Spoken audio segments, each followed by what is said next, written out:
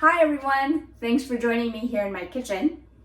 I was at the Asian market and saw their hot deli section the other day, and I saw the duck and the roast pork and the char siu all hanging in the window, and it got me thinking I could go for some Chinese roast pork. It has a really hard, crunchy skin.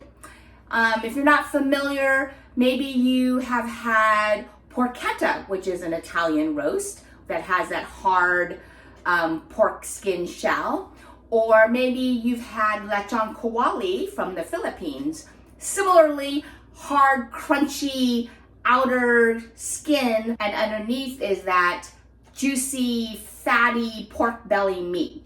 And so I decided I'm gonna make some roast pork here at home. I've made roast pork many years and I've always done it in the oven, but now that I have an air fryer, I've been experimenting with different recipes that I found online, and I've combined different aspects to put together what I think is the best roast pork recipe. So come eat with me, Lorianne Lee, as we make Chinese roast pork belly. To make the Chinese roast pork, we're going to make a seasoned rub to help flavor and season our meat. And we're going to use white pepper, granulated sugar, kosher salt, 5-spice, as well as some Shaoxing cooking wine. This is wine made from rice. So these ingredients will make a marinade for our pork belly. You should be able to find skin on pork belly at any grocery store that has a meat counter. Oftentimes, you may not find it at mainstream markets like Safeway and Lucky's, but if you go to a specialty market like Whole Foods or Lunardi's, or definitely if you go to an Asian market, you can find skin on pork belly. So remember, when you buy bacon in the stores, it's made from pork belly, a side of pork. So here is this piece of pork belly. Here's a close-up of the pork belly skin. It's a little hard. I'm going to utilize a technique in Chinese cooking by boiling this in water before we actually begin the roast. Here's a close-up of the pork belly, and you will be able to see later after we boil it that it will plump up. And then we will also use a neutral cooking oil. I will use avocado, and we will be using some distilled white vinegar to help us draw out any moisture of the skin. That's it for ingredients. I've always made roast pork in my oven, but now that I have an air fryer, I will be utilizing my air fryer. So as far as special kitchen toys and equipment, we will need to use some heavy-duty aluminum foil. I will show you why we will use that later. I'm going to use a large pot to help me boil the pork belly. And then that's it as far as special equipment. All right, I am placing the pork belly skin side down. So I just put cold tap water. It's enough water that it's covering the pork belly, and I turn my stove onto high. I'm going to let this come up to a boil, and then I will cook it for about 15 minutes. All right, this marinade for the pork is super easy. We're doing a 1:1 ratio.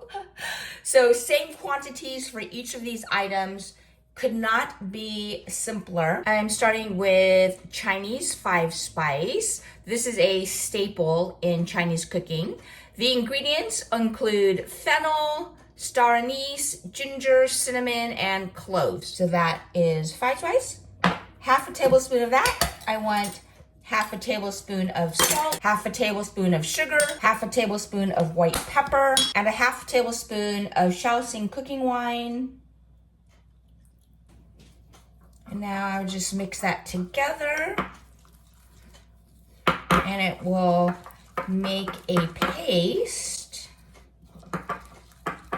that we will season the meat with after the pork has done its initial boil. As the water comes up to temperature, you will have this foam because of the protein.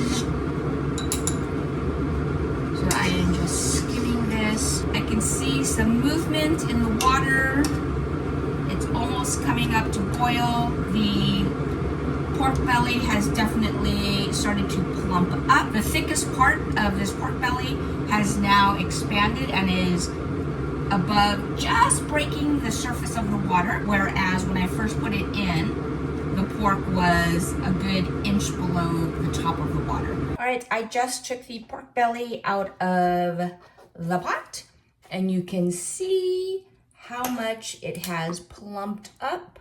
Now that my pork belly has finished its soak in the hot tub, I am taking the edge of my knife, the very tip of the blade, and just scraping along the top, and that will help remove any, if there are any spare hairs or impurities. You know, pork is a pig, right? And pigs are mammals and they have hair. So even though at the factory, the hairs have all been removed, sometimes you get a few little residual. You can see that my knife has removed a little bit of impurities. I'm just going to wipe this off. All right, so now this is nice and smooth. The top, if you feel it with your finger, it's slightly tacky because it has that gelatinous texture. So now I'm going to turn my pork belly over. This is still very hot. And now the meat side is facing up. I'm going to just score this so that it will help me cut it later, as well as make some caverns where the marinade can infuse the flavor of the meat. I'm going to score this pork belly. I'm not cutting all the way through. I'm just cutting through the meat portion. This is very hot. So I'm making cuts, and you can see that I've cut through the meat. I only went to this first layer of fat. So this fat, another layer of meat, fat, and then skin have not been cut. So just down through that first layer of meat. I'm going to just pour my paste in. You can see the texture. I'm just pouring that in. And it's going to be important that we keep this only on the meat. We don't want this to get onto the skin. Rubbing it into the cracks. There's lots of moisture here, so I'm getting a couple of paper towels and just blotting that down. We want the skin to be as dry as possible. Another technique we're going to utilize, now that I have boiled this pork belly, I can just take a regular fork and puncture the skin. So what I'm doing is I'm making holes just into the skin layer. This will help to render out the fat. Oftentimes you might see recipes and videos where people don't boil the pork first, and then they're taking knives or sharp metal skewers and trying to puncture the skin. But because I softened up this skin so that I can just easily puncture it with the tines of my fork. I wanted to show you a different angle. Can you see how it's glistening here? That's because I have poked the skin. Where I'm poking with the fork, now there is fat glistening, and that is actually going to help us later to get that super crispy, bubbly, golden delicious, crunchy pork skin. This is so much easier because I have par cooked it in the water first. All right, the next thing we're going to do is make a little container for our pork belly using aluminum foil. So I'm just eyeballing it. All right, I have my pork belly on a piece of aluminum foil, and I am just eyeballing it. I'm folding over a little edge to give it a little strength. Even with that folded edge, it will be taller than the pork because I still want to fold it over again. So I'm gonna wanna fold it over twice. I folded over one little edge. Now I'm going to fold a second fold. Same thing here. Second, and then when I pull it up, it will be just above the edge of where the pork belly is. And then I'm going to turn it just to make it easier for me. And I am folding this and folding this one up.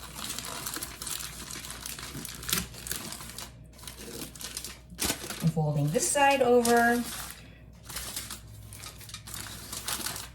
And we're doing this so that we're actually going to make a salt crust. And this aluminum foil tray will help us keep the salt inside. Okay, so now I've got this rectangular tray surrounding my pork belly. Kind of reminds me of a loaf of bread. Okay, so my pork belly is now encased in this aluminum foil, and I'm going to brush it with a little bit of vinegar. I could pull out my silicone brush, but I'm just gonna use my fingers. I'm just pouring on a little bit of vinegar, and this will help dry out the skin and pull out any more moisture.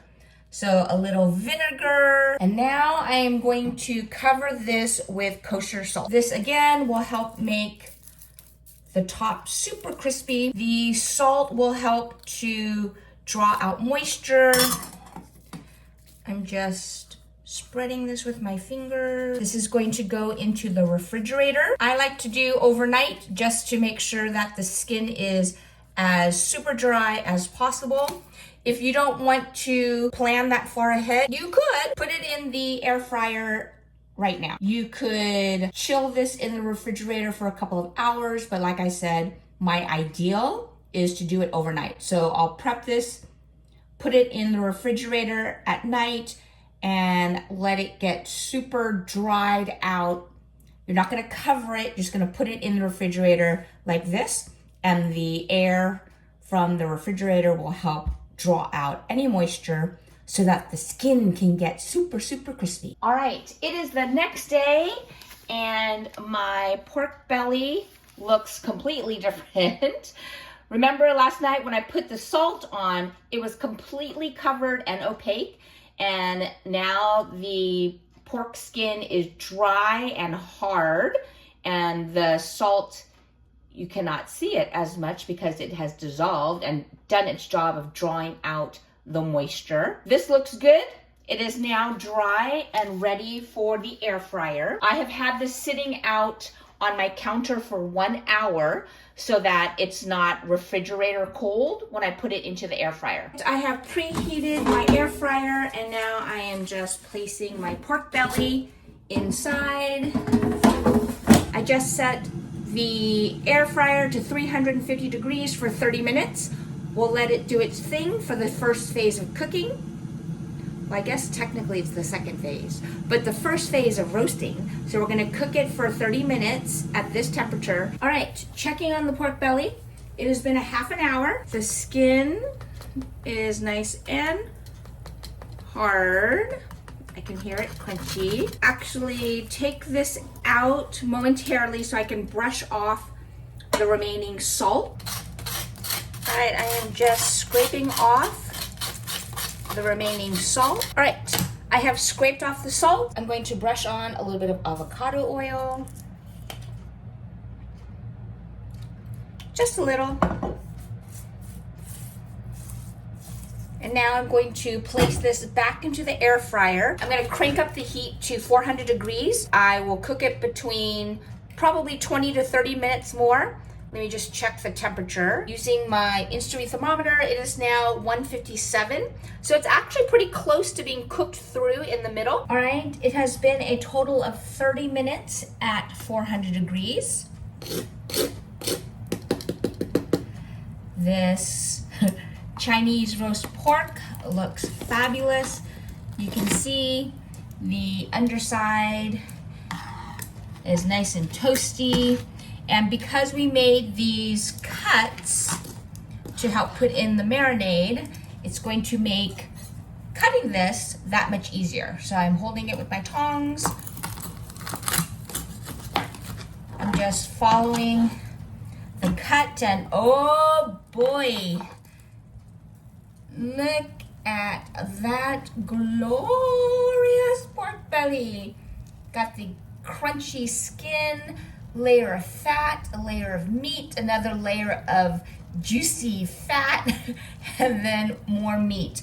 That could not look more perfect. Oh man, this looks so good. Okay, let's listen to the crunch.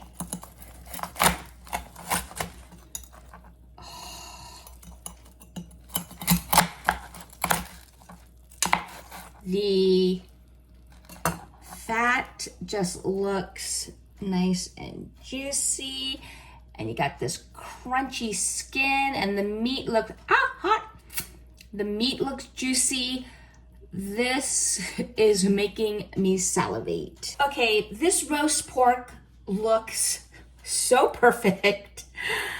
The meat looks juicy, the fat is glistening, the crunchy skin is shatteringly crisp. I have some rice and some sauteed pea leaves and just a little bit of oyster sauce, which is my favorite sauce for eating with roast pork. Just a touch of oyster sauce. Let's hear this crunch.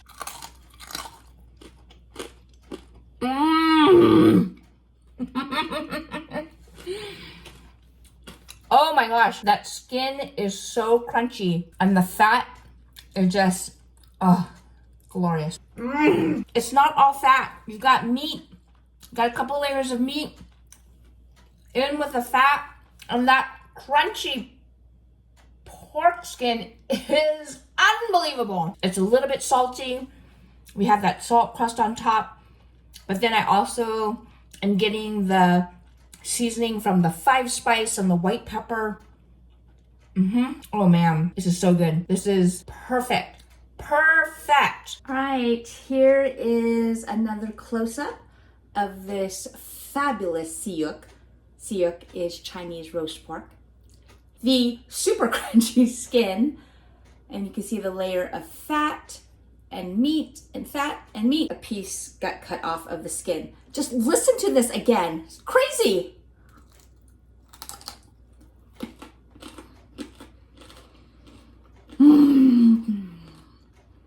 That is some crunch.